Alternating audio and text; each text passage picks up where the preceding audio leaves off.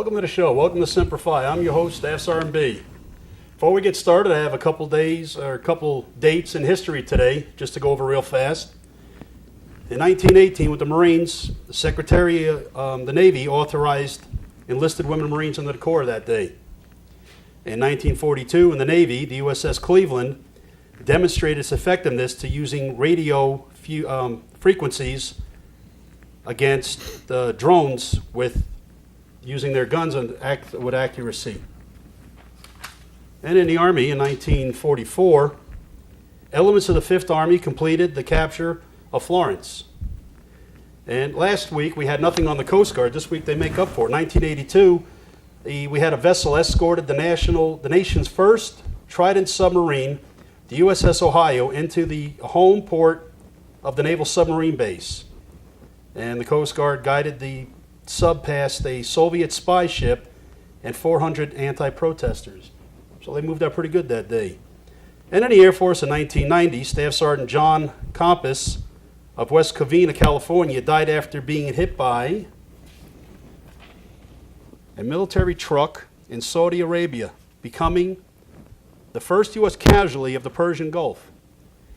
And my next guest, without further ado, good friend of mine, Mark Niskor. Welcome. Thank you, Mark.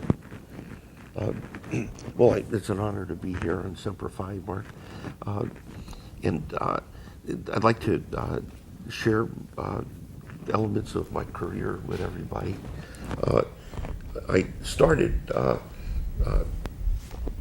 life, my dad was a pilot in the Army Air Corps and later the Air Force, and he became a retired Air Force colonel. And this is a picture of me here when I was about 4 years old, wearing my dad's hat in the West Point, and I'm saluting with my left hand. And like I told Mark, it took me a lot of years to learn that you don't salute with your left hand. Well, I think they let you go with that by now. So I joined the Navy in 1967.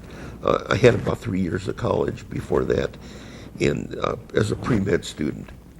And it was a turbulent time in America, that period of time, with the hippies and the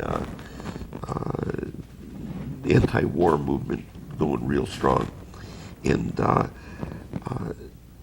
I just really supported America. And the way my feelings, and I know it was, we don't want to talk politics, but my feelings was the way I would support America the best would be to enlist in the service. Yeah. And without any ado or saying anything bad about anybody, you know. Right. We're all friends and make up and everything. We're all Americans now, you know. Yeah. And that's the main thing. But that's what made me join. And so I still had my eyes on medicine.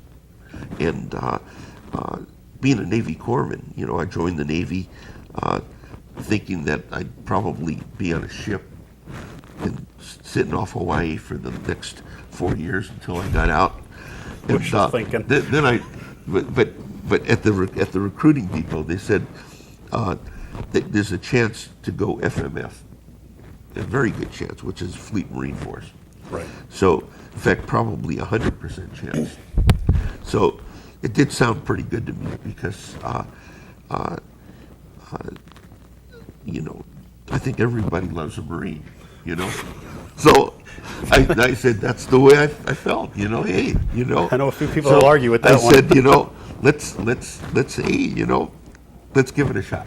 So I went through my corpsman training. Well, I went through boot camp first, and boot camp was. Here's a picture of me in boot camp here. This is. We did a lot of marching and a lot of drilling with this Springfield rifle, which was clogged up with lead, and it didn't really shoot. Really? But it was very heavy, and we would do these exercises where we 16-point manual of arms and things that just hardened us up. Did a lot of marching. Nothing as hard as the Marines, though, actually. The Marine Corps depot, MCRD, was right across from us. And we saw what these poor guys had to go through compared to us.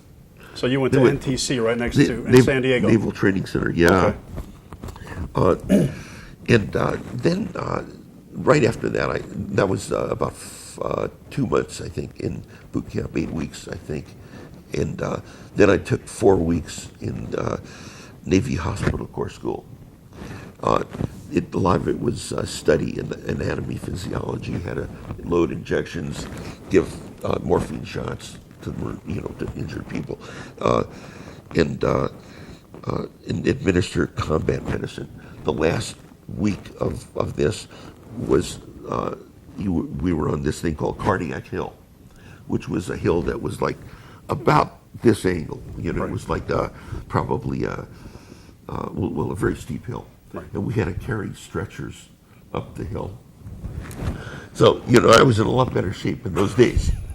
So, Aren't we all? So, anyway, and if you were able to do that, you could call yourself a corpsman. And after that, I had asked for training in aviation.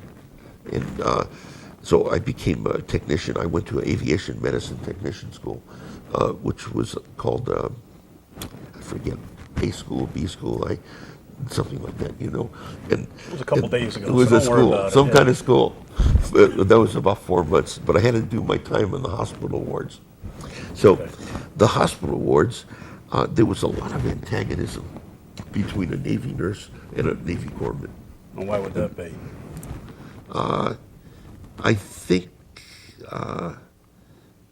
they just. And not all of them, but I think the older ones, they just treated us badly. I'm telling you, probably that's their form of leadership. That get you scared, and, and the biggest threat they had was shaving your head and sending you to Vietnam, which was where most of us were going to go anyway. But I was trying to go there with the air group, and not with the grunts. So anyway. But they could have influenced that. They could have.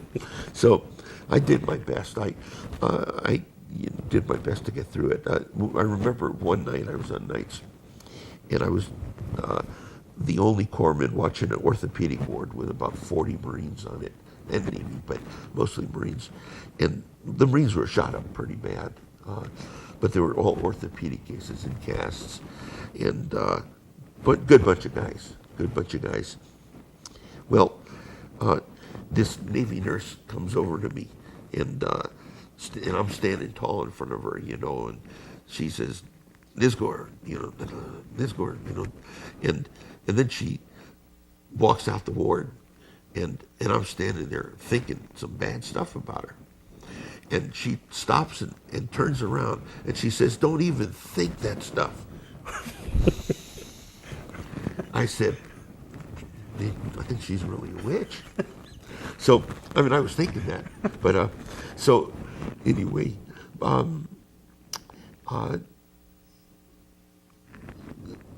there was, I developed some good friendships on the ward with patients.